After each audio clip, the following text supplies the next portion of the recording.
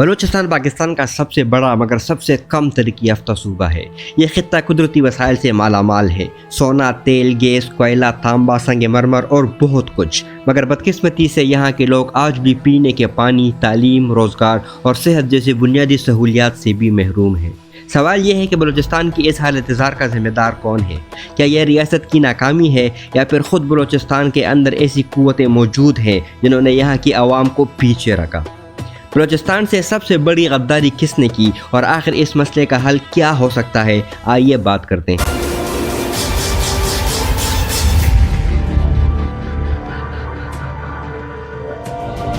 قیام پاکستان کے وقت بلوچستان فوراً پاکستان کا حصہ نہیں بنا۔ کلات کی ریاست نے مختصر مدت کے لیے آزادی کا اعلان کیا، مگر مارچ 1948 میں الحاق پاکستان کا اعلان کیا گیا، لیکن یہ الحاق آج بھی بلوچ قوم پرستوں کے لیے تنازع کی بنیاد ہے۔ ان کے مطابق یہ الحاق زبردستی تھا، جبکہ ریاست پاکستان اسے آئینی اور قانونی عمل قرار دیتی ہے۔ یہی وہ پہلا لمحہ تھا جب بلوچ عوام اور ریاست کے درمیان ختم اعتماد کی خلیج پیدا ہوئی۔ پھر یہ خلیج وقت کے ساتھ ساتھ مزید گہری ہوتی گئی۔ 1950 سے لے کر آج تک بلوچستان میں 5 بڑے بغاوتی ادوار دیکھے گئے۔ ہر بار مسئلہ وہی تھا، حقوق کی بات، وسائل پر اختیار اور شناخت کی تلاش۔ ریاست نے ان بغاوتوں کا ہمیشہ عسکری انداز میں جواب دیا۔ مذاکرات، مفاہمت یا عوامی شمولیت کی پالیسی بہت ہی کم دیکھنے کو ملی۔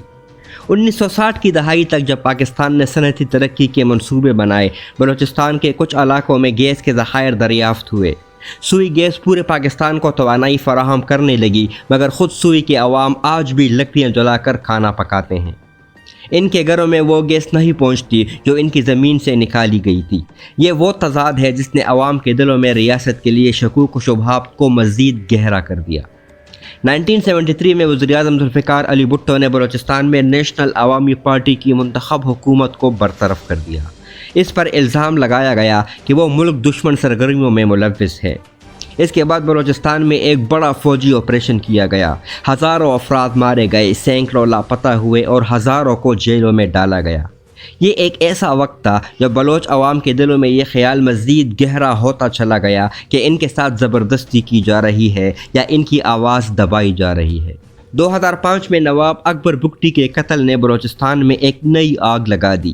جنرل پرویز مشرف کے دور حکومت میں جب ایک آپریشن کے دوران نواب اکبر بگٹی مارے گئے تو پورے صوبے میں ہنگامے پھوٹ پڑے۔ مظاہرے، احتجاج اور بغاوت کی ایک نئی لہر شروع ہو گئی۔ نوجوانوں نے بندوقیں اٹھا لیں اور کئی علیحدگی پسند تنظیمیں منظر عام پر آئیں۔ بلوچ لبریشن آرمی اور بلوچ ریپبلکن آرمی اور دیگر گروہ ریاست کے خلاف مسلح جدوجہد میں مصروف ہو گئے۔ لیکن سوال یہ ہے کہ ان بغاوتوں کا سبب صرف ریاستی ظلم تھا یا خود بلوچستان کے اندر کچھ قوتیں ایسی تھیں جنہوں نے عوام کو ترقی سے دور رکھا؟ مثال کے طور پر کئی بار وفاقی حکومت نے بلوچستان میں ترقیاتی منصوبے شروع کرنے کی کوشش کی، لیکن خود سرداروں نے ان کی مخالفت کی۔ ان کا موقف تھا کہ یہ ہماری سرزمین ہے اور یہاں باہر کے لوگ آ کر کام نہیں کر سکتے۔ 1970 اور 1980 کی دہائی میں جب حکومت نے اسکول، کالج اور ہسپتال بنانے کی کوشش کی تو بعض سرداروں نے کہا کہ تعلیم یافتہ عوام ان کی سرداری کے لیے خطرہ بن سکتے ہیں۔ وہ نہیں چاہتے تھے کہ عوام باشعور ہو جائیں، سوال اٹھانے لگے یا ان کی حکمرانی پر انگلیاں اٹھائیں۔ اس لیے کئی ترقیاتی منصوبے یا تو روک دیے گئے یا پھر انہیں ادھورے چھوڑ دیے گئے۔ یہ بھی حقیقت ہے کہ وفاقی حکومت کی طرف سے آنے والے فنڈز اکثر سرداروں کے ذریعے خرچ کیے گئے، مگر ان کا فائدہ عوام تک کبھی بھی نہیں پہنچا۔ وہی سردار جو ریاست پر الزام لگاتے رہے، خود بھی عوام کے مسائل حل کرنے میں ناکام رہے۔ نتیجہ یہ ہوا کہ عوام دونوں طرف سے مایوس ہو گئے۔ نہ ریاست نے ان کا خیال رکھا اور نہ ہی سرداروں نے ان کے لیے کوئی ترقیاتی منصوبے پورے کیے۔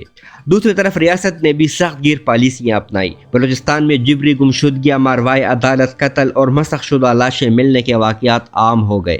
لوگ ڈر کے مارے زبان نہیں کھولتے تھے۔ نوجوانوں کو صرف شک کی بنیاد پر اٹھا لیا جاتا، کئی مہینے یا سال لاپتہ رہتے اور پھر ان کی لاشیں کسی ویرانے میں پھینک دی جاتی۔ ان حالات نے عوام میں خوف اور بے بسی پیدا کی۔ یہ سب کچھ دیکھ کر دشمن طاقتیں متحرک ہو گئی۔ بھارت کی خفیہ ایجنسی را پر الزام لگایا گیا کہ وہ بلوچستان میں بدامنی پھیلانے کے لیے علیحدگی پسندوں کی مالی مدد کر رہی ہے۔ کلبھوشن یادو کی گرفتاری نے اس بات کو مزید واضح کیا کہ بلوچستان صرف پاکستان کا اندرونی مسئلہ نہیں رہا، بلکہ یہ اب بین الاقوامی سیاست کا میدان بن چکا ہے۔ لیکن ان سب کے باوجود بلوچستان کے مسئلے کا حل ممکن ہے۔ اس کے لیے سب سے پہلے سچ کا سامنا کرنا ہوگا۔ ہمیں ماننا ہوگا کہ ماضی میں ریاست سے غلطیاں ہوئی، سرداروں سے بھی کوتاہیاں ہوئی اور علیحدگی پسندوں نے بھی عوام کا استعمال کیا۔ اب آگے بڑھنے کا واحد راستہ مفاہمت ہے۔ اعتماد کی بحالی کے لیے سب سے پہلا قدم لاپتہ افراد کا مسئلہ حل کرنا ہوگا۔ ایک آزاد اور با اختیار کمیشن بنایا جائے جو ان کیسز کی تحقیقات کرے اور متاثرہ خاندانوں کو انصاف دے۔ اس کے ساتھ ساتھ ماوراء عدالت قتل اور انسانی حقوق کی خلاف ورزیوں پر بھی سنجیدگی سے کارروائی کی جائے۔ بلوچستان میں ترقیاتی منصوبے عوام کی مرضی اور شمولیت سے ہونے چاہیے۔ نوکریاں مقامی نوجوانوں کو دی جائیں، انہیں ہنر سکھایا جائے اور فیصلہ سازی میں ان کو شریک کیا جائے۔ سی پیک جیسے منصوبے صرف سڑکیں یا بندرگاہیں بنانے تک محدود نہ ہوں، بلکہ مقامی آبادی کے لیے روزگار، تعلیم اور کاروبار کے مواقع بھی پیدا کیے جائیں۔ سیاسی جماعتوں کو بلوچستان کے مسئلے پر سنجیدہ اور متحرک کردار ادا کرنا ہوگا۔ صرف جلسے یا بیانات کافی نہیں ہے، عملی اقدامات اور مستقل رابطے بھی ضروری ہیں۔ بلوچستان میں بلدیاتی نظام کو فعال کیا جائے تاکہ گاؤں گاؤں، تحصیل اور عوامی نمائندے کام کر سکیں۔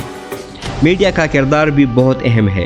بلوچستان کے مسائل کو قومی میڈیا پر اجاگر کرنا چاہیے۔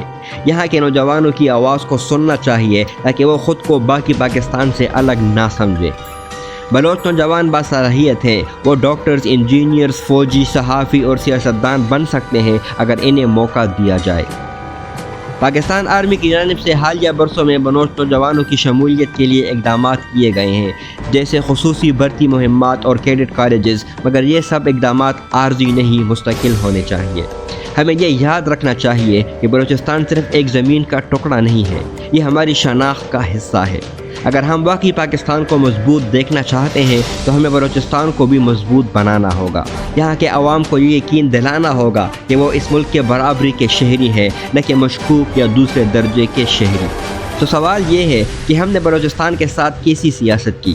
کیا یہ ممکن ہے کہ ماضی کی غلطیوں کو سدھارا جائے، یا پھر ہم ہمیشہ الزام تراشی اور بغاوت کے درمیان جھولتے رہیں گے؟ آپ کی اس بارے میں کیا رائے ہے؟ سوال کا جواب کمنٹ سیکشن میں ضرور دیں، اور ویڈیو اچھی لگی ہو تو ویڈیو اور چینل کو لائک، سبسکرائب اور شیئر ضرور کریں۔ Thank you.